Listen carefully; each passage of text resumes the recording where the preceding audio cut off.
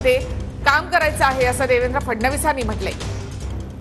थेट आपण दिल्लीमध्ये जाऊयात। या बैठकीतल्या माहितीसाठी आमचे प्रतिनिधी संदीप राजगोळकर यांच्याकडे। संदीप, बैठक संपली आहे, काय माहिती?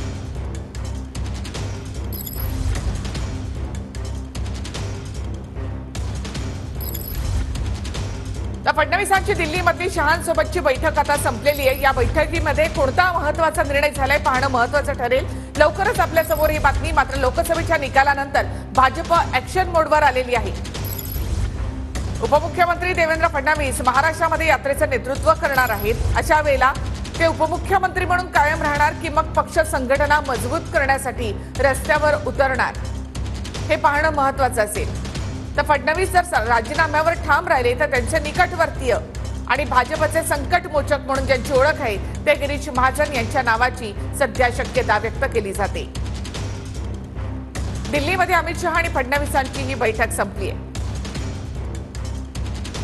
लोकसभा निवडणुकांमध्ये भाजपला अपेक्षित यश मिळू शकलं नाही। भाजप सिंगल डिजिटवर राहिली आणि त्यामुळे देखील देवेंद्र फडणवीसांनी याची जबाबदारी स्वीकारलेली आहे आणि आपल्याला सरकारमधून मोकळं करा अशी विनंती त्यांनी नेतृत्वाला केली आहे।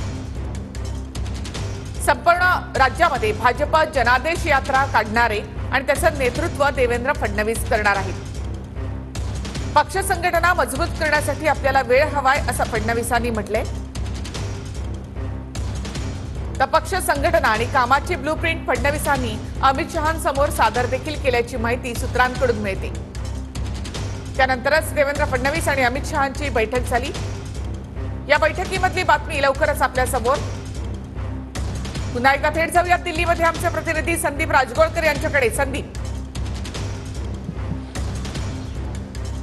निखिला, ही बैठक संपलेली आहे। जवळपास अर्धा तास अमित शहा यांच्या निवासस्थानी देवेंद्र फडणवीस हे होते आणि या दोन्ही नेत्यांमध्ये महत्त्वपूर्ण चर्चा झाल्याची माहिती समजते। राजीनाम्याबाबत जी चर्चा आहे ती देखील झालेली आहे। अद्याप केंद्रातल्या म्हणजे वरिष्ठ नेत्यांनी भाजपच्या कुठलाही निर्णय घेतलेला नाही अशी माहिती आतापर्यंत तरी सध्या आपल्याला समजते। दुसरी ही बैठक होती आपण सांगितल्याप्रमाणे अमित शहा यांच्यासोबत। काल रात्री देखील देवेंद्र फडणवीस हे स्वतः भेटलेले होते आणि आज पुन्हा भेटलेले आहेत। राजीनाम्यासोबतच मंत्रिमंडळ विस्तार आणि केंद्रातल्या नव्या मंत्रिपदाच्या नावांबाबत देखील या बैठकीत चर्चा झाल्याची समजते। आत्ता 6 वाजता जे.पी. नड्डा यांच्या घरी दुसरी एक बैठक असल्यामुळं अमित शहा कदाचित त्या बैठकीला आता बाहेर पडतील। मात्र मुख्यमंत्री आणि उपमुख्यमंत्री अजित पवार यांच्यासोबतची बैठक झाल्यानंतर देवेंद्र फडणवीस शहा यांच्या भेटीला आले होते। त्यामुळे हे सगळे विषय त्या बैठकीमध्ये चर्चिले गेले असल्याची माहिती समजते। निखिला, नक्की संदीप, आणि या बैठकीविषयी, बैठकीतल्या बातमीविषयी महाराष्ट्राला देखील उत्सुकता आहे। कारण देवेंद्र फडणवीस उपमुख्यमंत्री पदावर कायम राहणार की मग त्यांच्या जागी गिरीश महाजन यांच्या नावाची शक्यता जी व्यक्त केली जाते तसा काही बदल यामध्ये होणार, गृहमंत्रीपद नेमकं कुणाकडे जाणार याची देखील उत्सुकता तेवढीच वाढलेली आहे। संदीप, अगदी बरोबर आहे। मी मगाशी सांगितल्याप्रमाणे देवेंद्र फडणवीस हे भाजपचे सर्वात मोठे नेते महाराष्ट्रातले म्हणून निखिला ओळखले जातात।